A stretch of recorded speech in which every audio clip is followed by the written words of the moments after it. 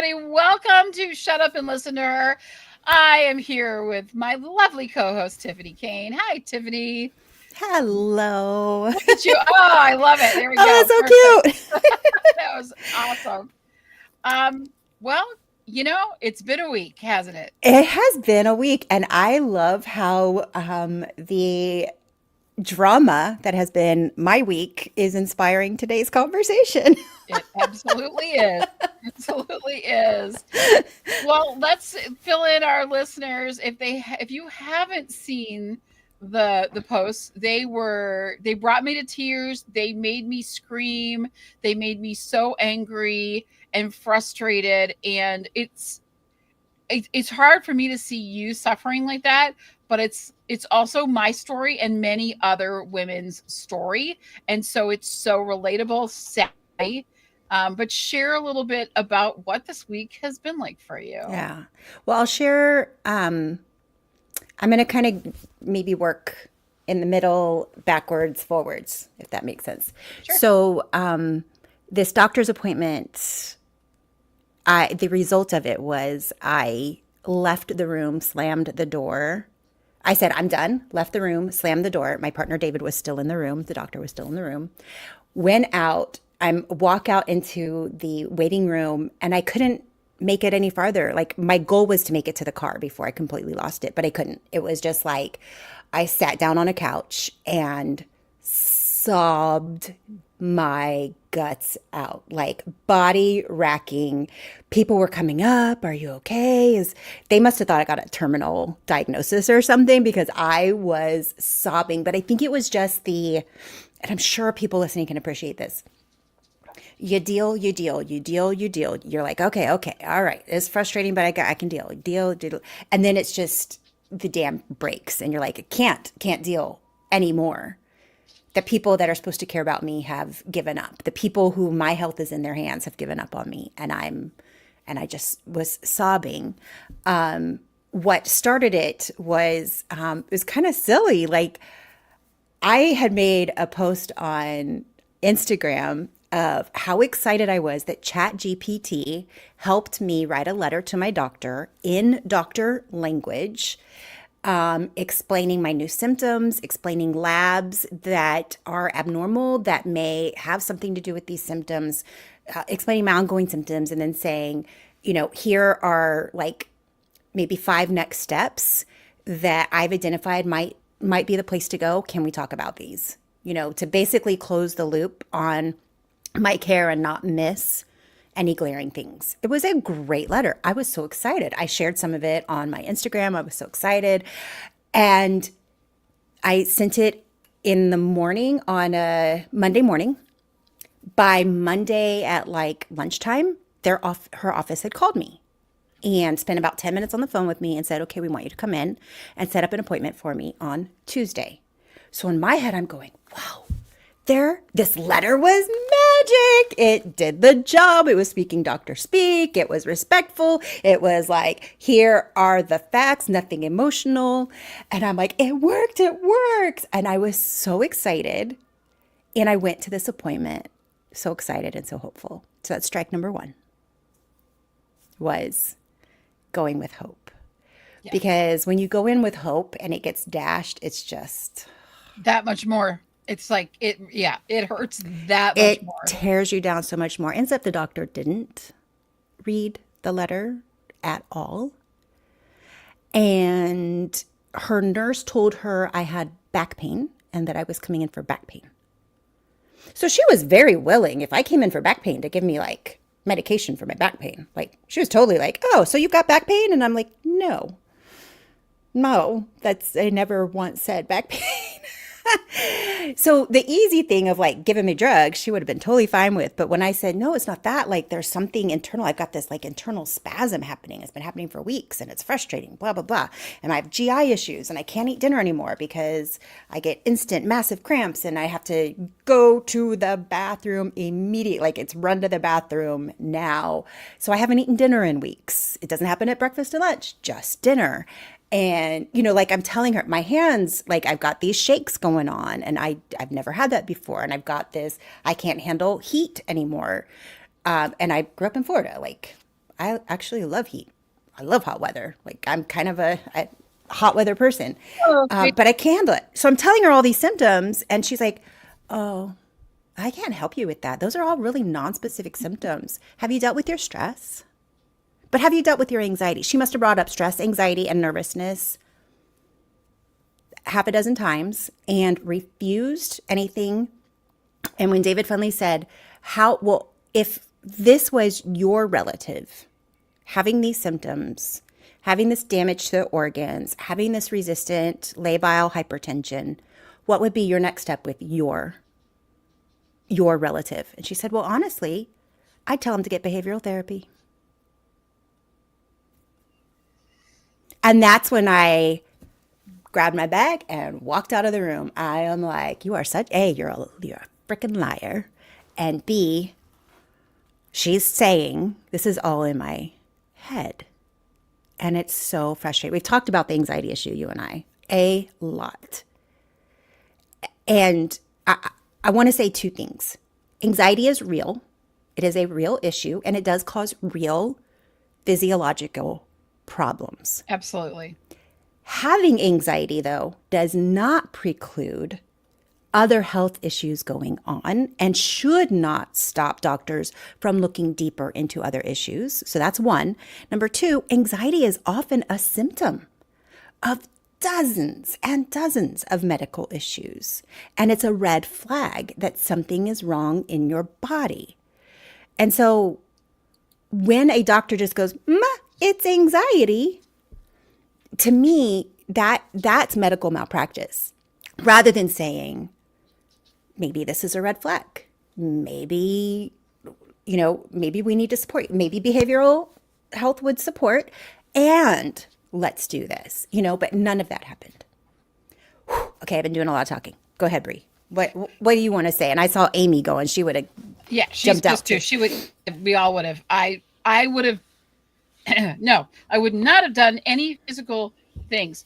However, there would be tongue depressors everywhere. I'm one of those clear the table. I have a little Teresa Giudice in me. I would flip the table a little. I would be that upset. I would leave a mess. I wouldn't physically assault anyone, but I would make my exit very big. Lie. That's my answer.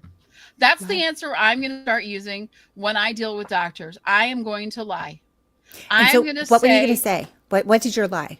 My lie, if I was you, I would have looked at that doctor and say, I have been seeing a therapist who practices and is treating me for anxiety. And they say that I don't have anxiety, that my anxiety is related to the fact that I can't get a diagnosis. And has not lie. What else listen, you literally just said to everyone here that you think that was malpractice because she's not, regardless of what's causing the symptoms, symptoms that are serious and dangerous and they need to be addressed. Yep. These are very life-threatening. You know what I mean? Like, yep.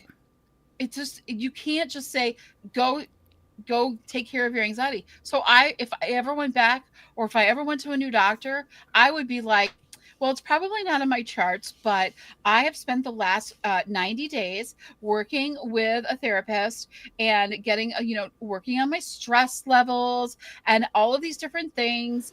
And I've been doing research it, ask ChatGPT what to say. I mean, why not? Mm-hmm. And it's not changing anything for me. So that has me really concerned because my other doctor or you told me that it was anxiety, but I'm dealing with that and I'm getting that treated and I still have these symptoms. So maybe it's not anxiety. What do you think? I love that. Lie through your teeth. I don't care. Listen, if they're going to give you a BS answer, you're going to give them BS right back. Fight fire with fire, I say. Here's my thing, Bree. I believe in therapy. Like, therapists do wonderful things. And if And I've gone to therapy many, many, many times in my life, and it has helped me greatly. And if I thought right now that I needed to be in therapy, I absolutely would be there. Mhm. Like, I don't have a problem. I've taken my children to therapy. I've gone to therapy. I have no problem with that. I do meditative type of things. I'm going to a sound bath tonight. So I do things to like chill out and calm down. Yep. If I need to take a nap, I take a nap. Like, I do the things to like handle my mental health. So if she had said, I hear you. This is all really frustrating. I wonder if stress and anxiety might be part of this. Would you be willing to see somebody about that while we look into these other areas? There you go. So, having these kind of issues can be very stressful. Would you be willing to meet with somebody? Like, if she had offered a solution like that, I probably would have been like, sure, like, recommend me, I'll go, no problem. Like, if my doctor tells me to do something, I'm gonna do it. But she never offered that as a solution, right? She just said, what are you doing about it, your anxiety? How are you handling your anxiety?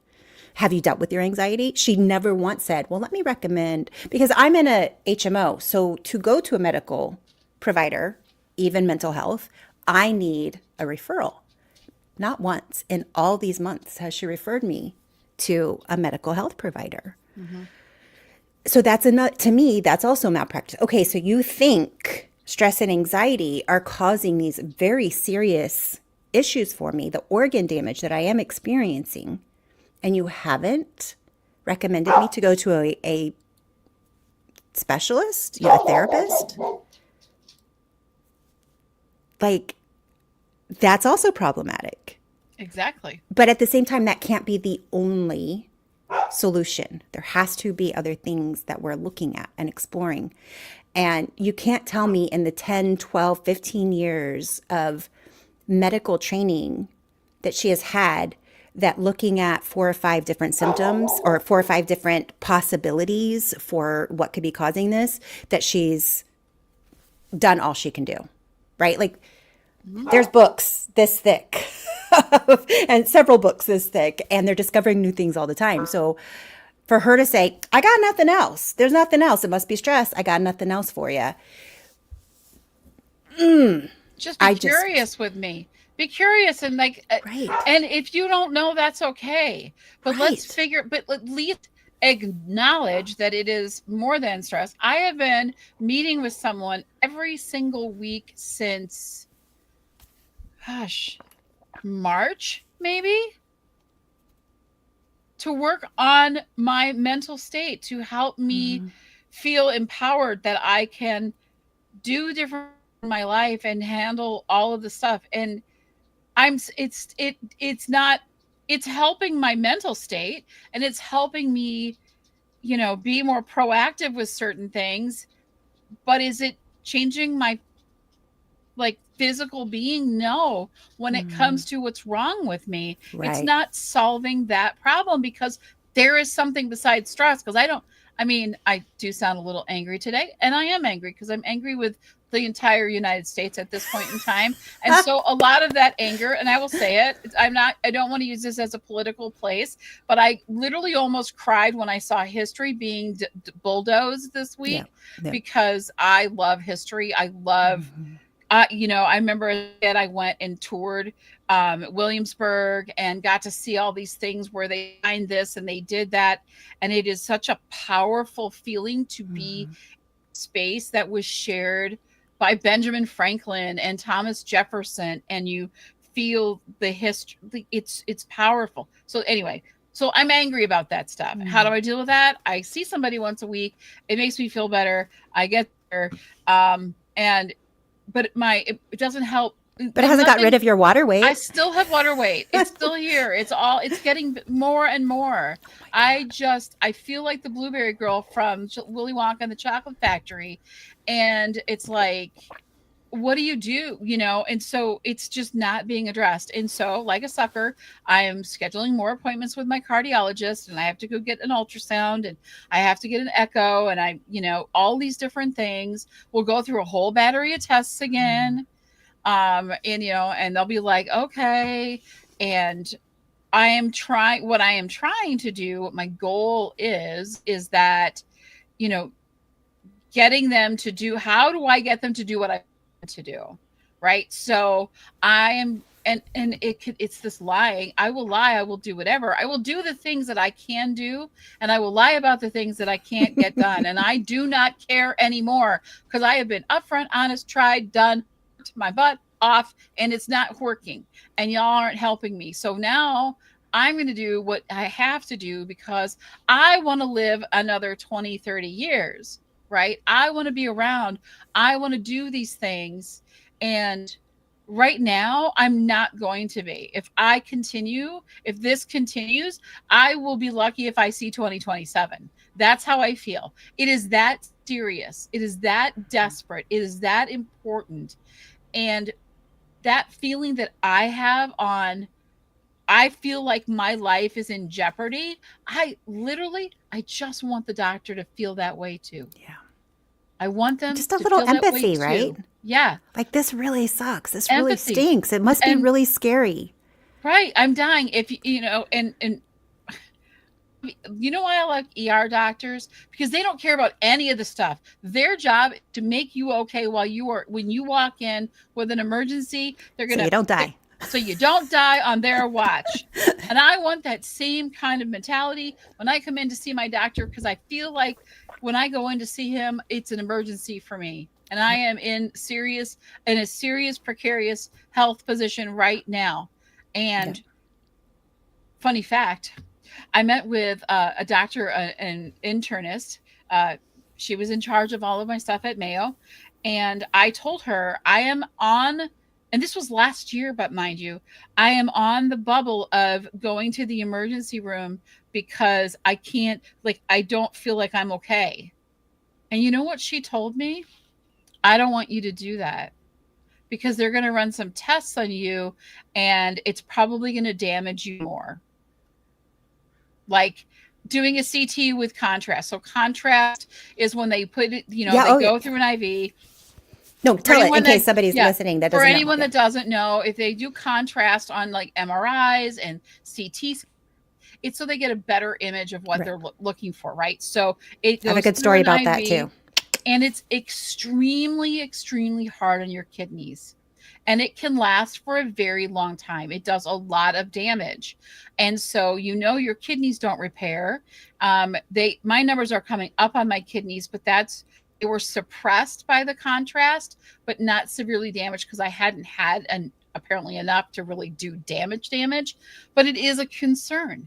So she's even telling me, hey, don't go to the ER if you're not feeling well. You should make an appointment with us. Like, okay, but what are you doing?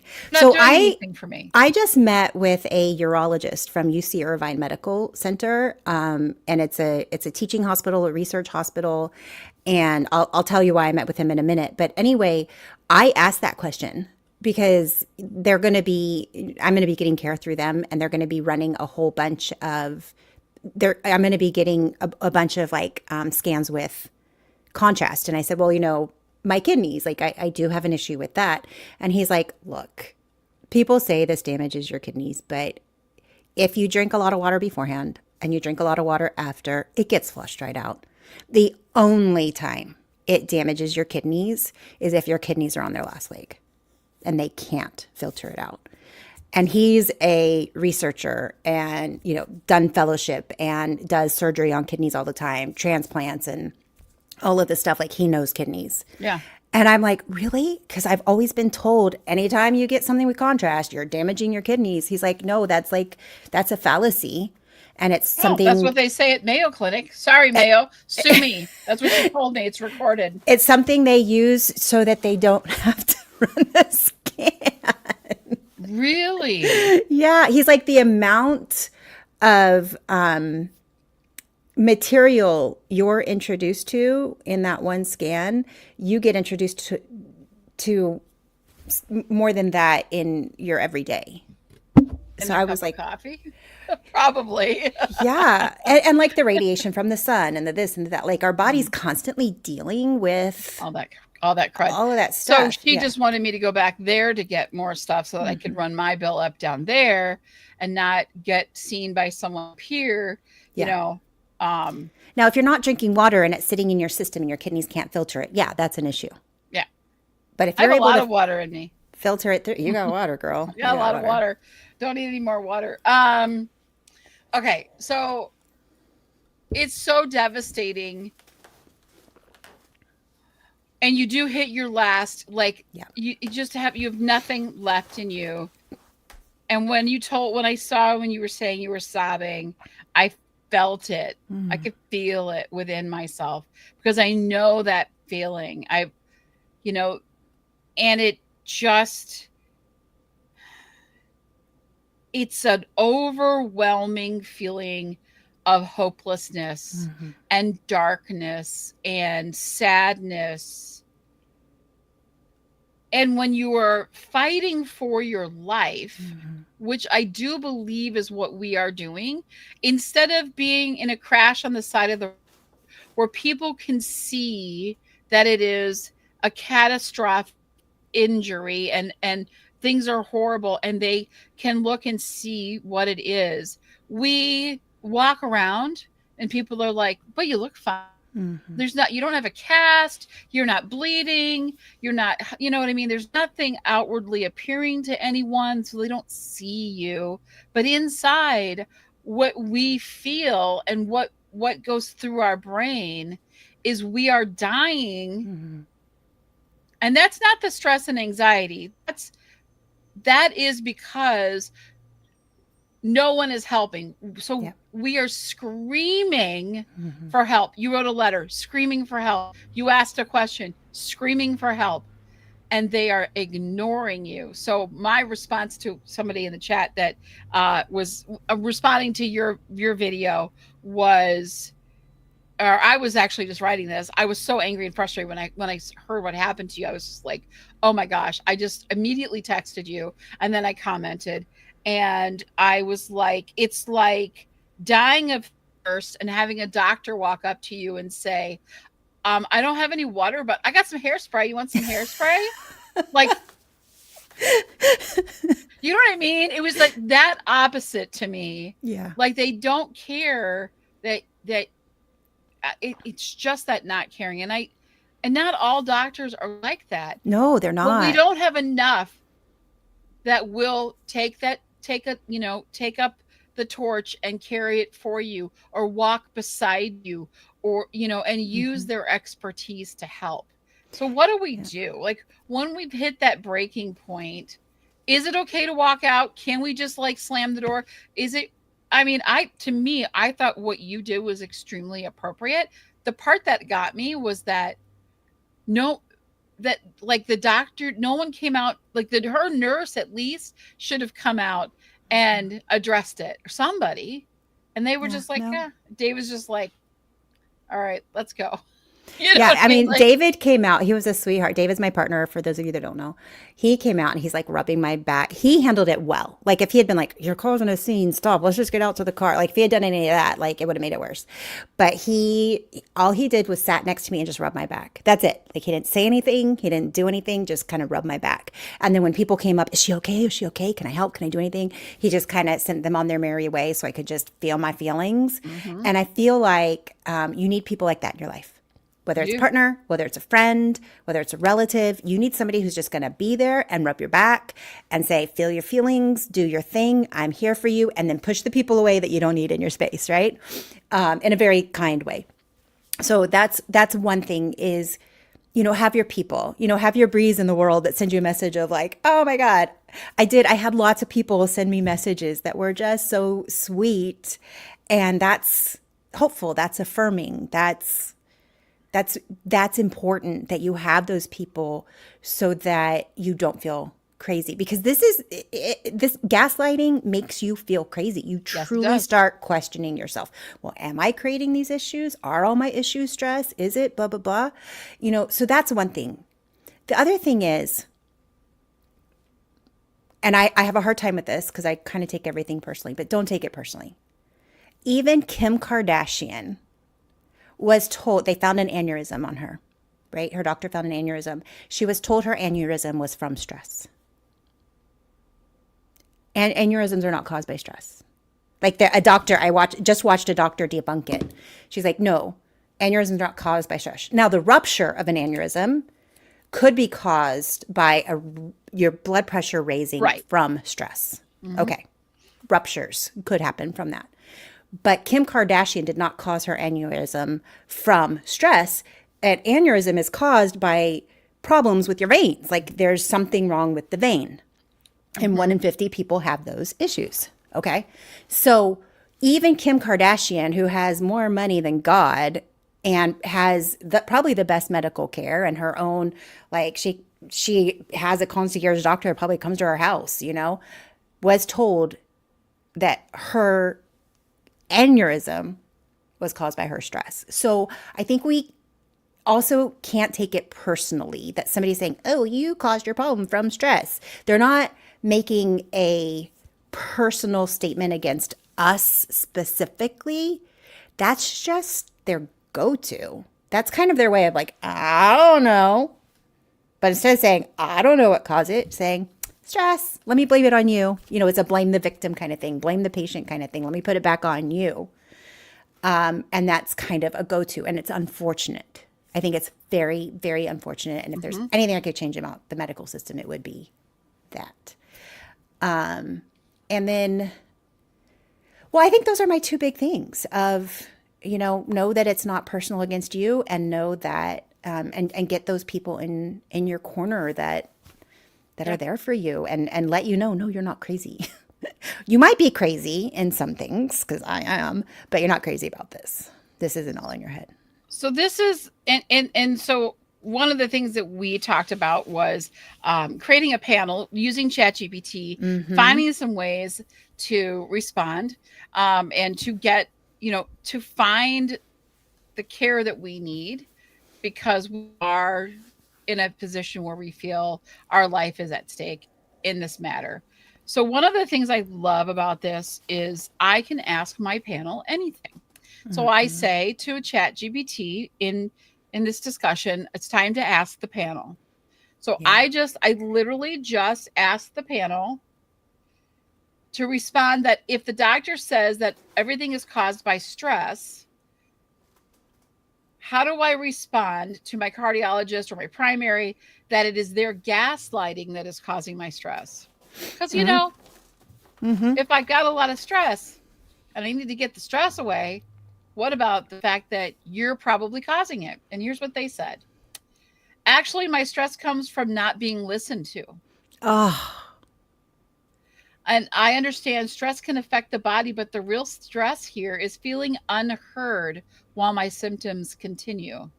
Oh my God. I think we need to start bringing a little cheat sheet with us so we can throw it back in their face and say, funny thing, my blood pressure didn't, so you can tell it's got my snark in it. Funny thing, my blood pressure didn't spike until after I had to fight to be taken seriously. If stress caused this, then congratulations. You just diagnosed yourself as the source.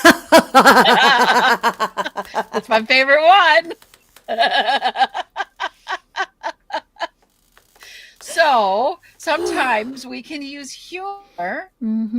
It helps us feel better while we throw a little shade, because I think throwing shades listen, these doctors that are the ones that are treating you the way they're treating you are throwing shade. She's throwing shade. She doesn't know. She's doing all the stuff, gaslighting, right? So let's her big sigh. I was like, seriously, did you just do a big sigh? And that's when these kinds of, and so it's hard to come up on the spot because you're completely overwhelmed and stuff like that.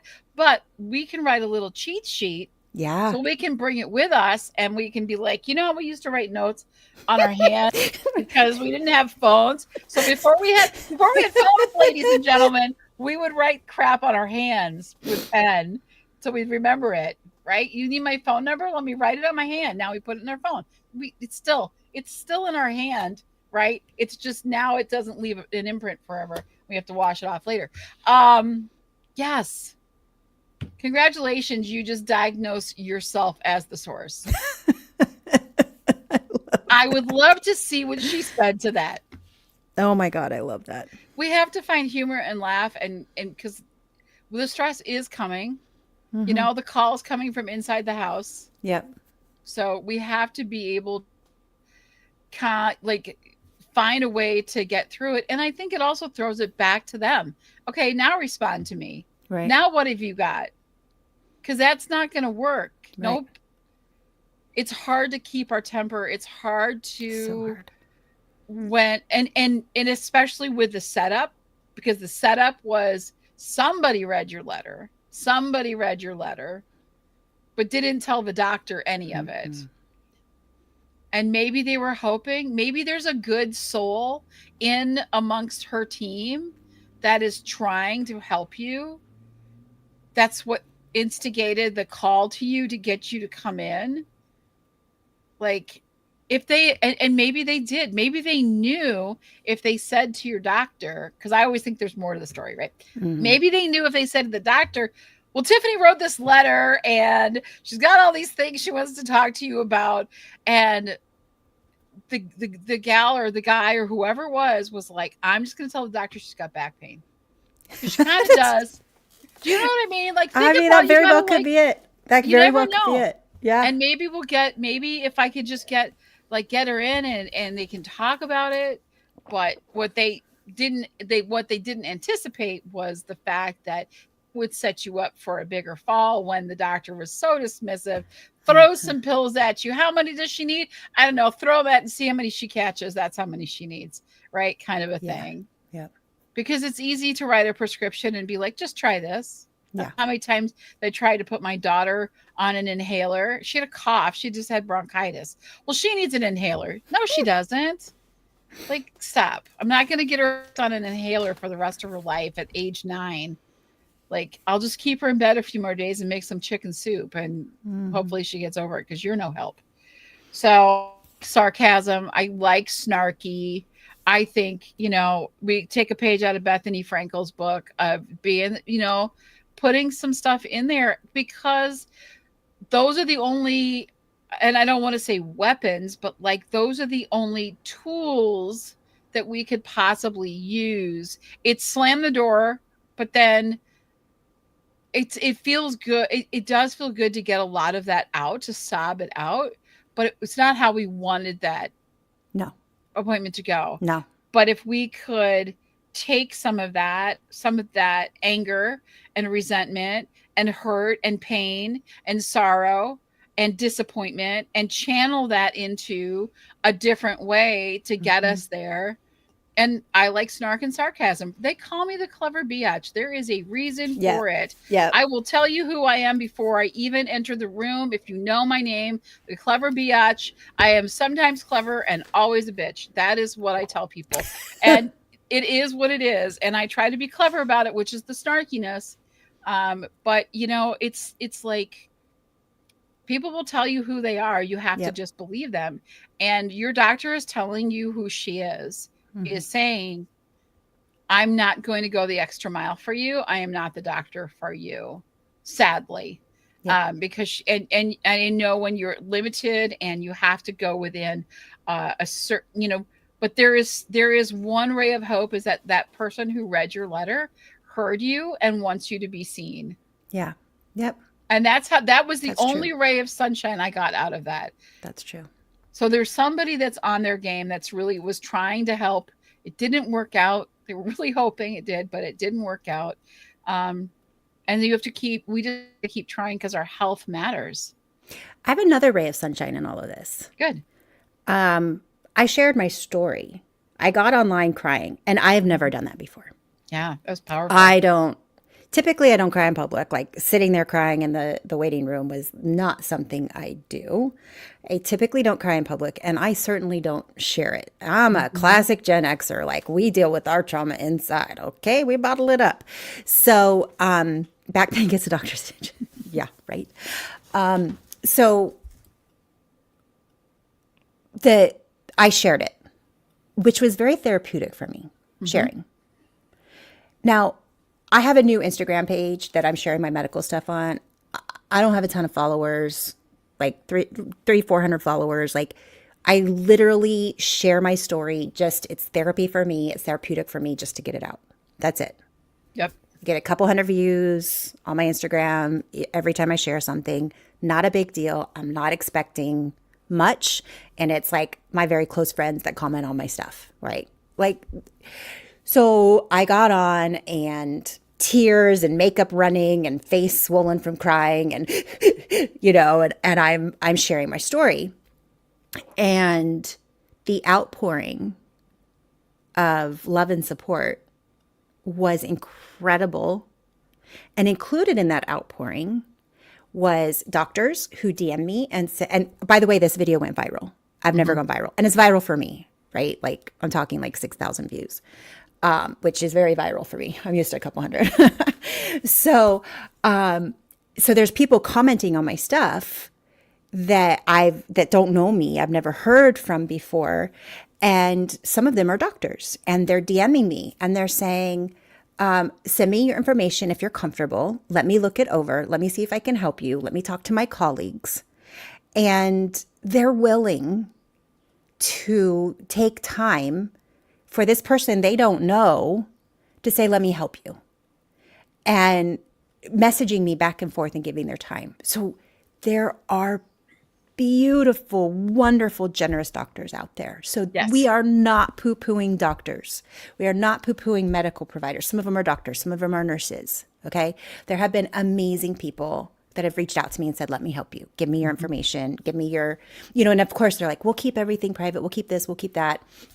And I'm like, look, I share it online. Like, all I ask, if you get my doctor's name, don't share her name. I don't want to blast anybody. Right. Specifically, right? It's because I'll it's a blast her systemic. out, but you won't. Well, to me, it's a systemic problem more Yes. than it is a particular person Absolutely. problem. Absolutely. Right? If it was a particular person problem, I would be the only one complaining about this.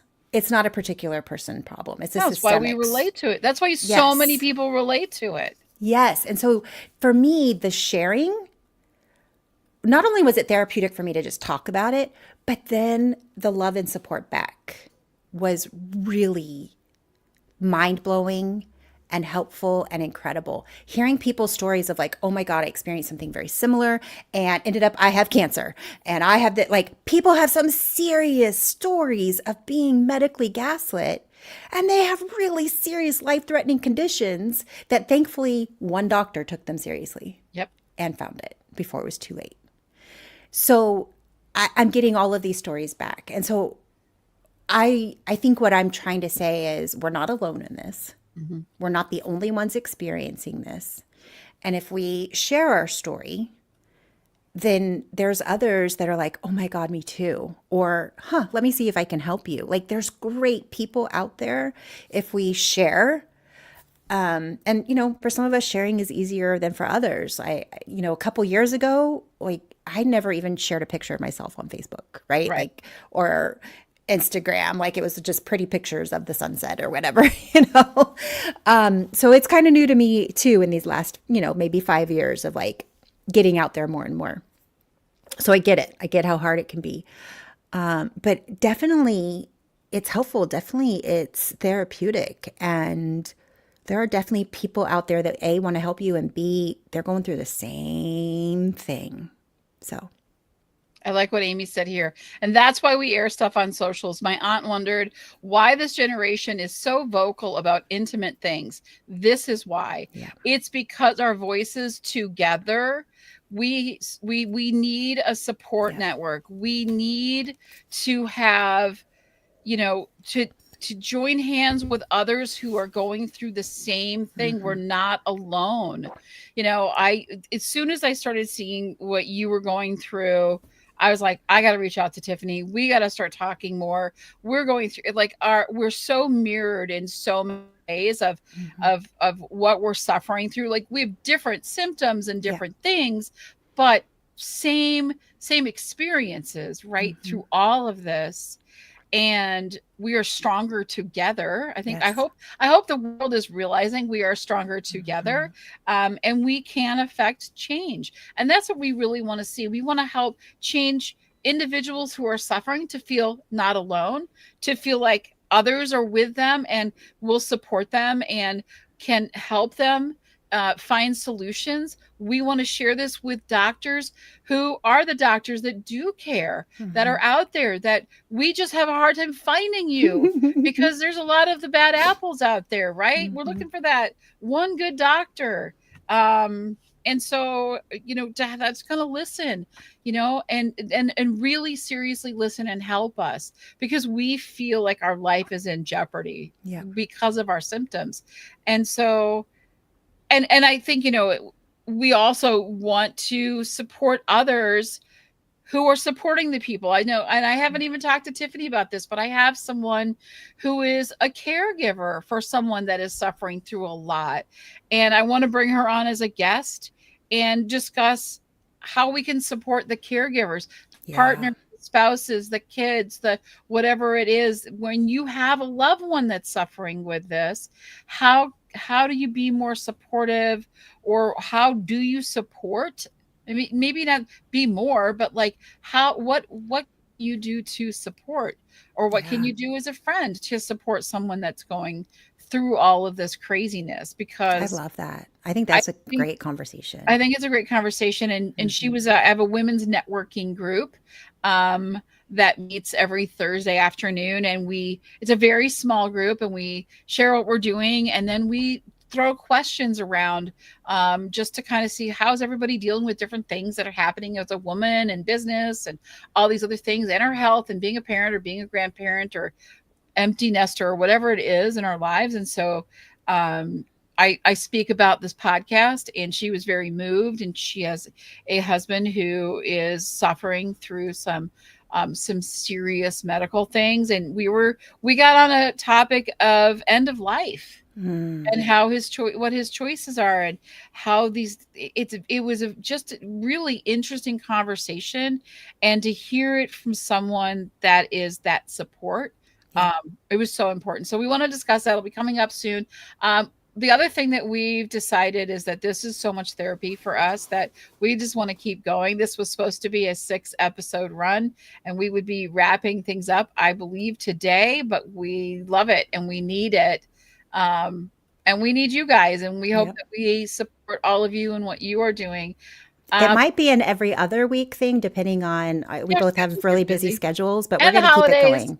and the Yeah. holidays and everything else that are coming up. But we will be back. We're going to keep going. I wanted to leave you guys and just discuss at the end. There's a few statistics that are out there.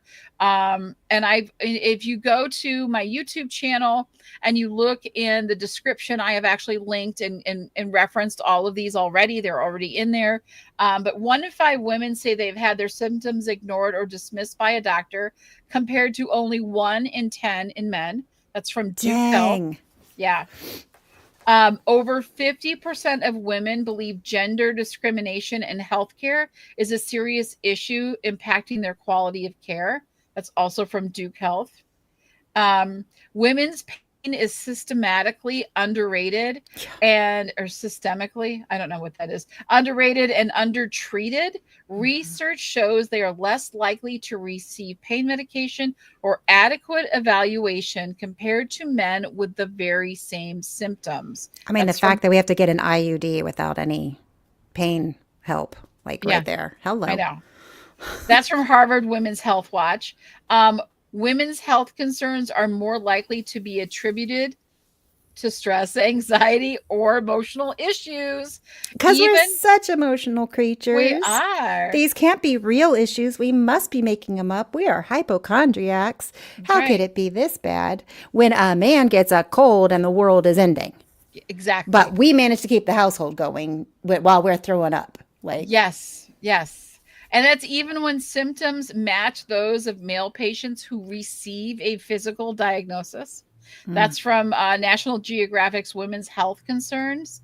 And then women who experience medical gaslighting report delayed diagnosis, increased anxiety, and worsened health outcomes due to repeated dismissal of their symptoms. That's from Frontiers in Public Health. Many women report having to visit multiple doctors before receiving an accurate diagnosis. I'm So, sending all of these facts to my doctor. yeah, yeah, I'm writing her another letter that she won't read. that's right. Duke Health, Harvard Women's Health Watch, National Geographic, Frontiers in Public Health. That's a really good one, by the way. And the American Medical Women's Association. So all of those, I've got those all referenced. They're in the description of video. You can go check them out, go read what they're saying. We are going to keep looking into what we can do to make our health more of a priority for the doctors we are seeing and to get the answers that we are looking for. I want to thank everybody for being here. I want to thank you. I think you are so brave and so powerful for what you are doing and putting yourself out there and being vulnerable and sharing what you do. And I will always be the bear that is standing behind you, ready to support and defend anything that you do. But we are struggling and we are going through this together, and we are going to affect change, not just for ourselves, but for women, I hope. To find the right, we're going to look for the right doctors, and we're going to shout them out and let you know where to go once we find them. And it's going to be a fun ride. So stay with us. Thanks for watching. Thank you, Tiffany. Appreciate you so much. I'm sorry.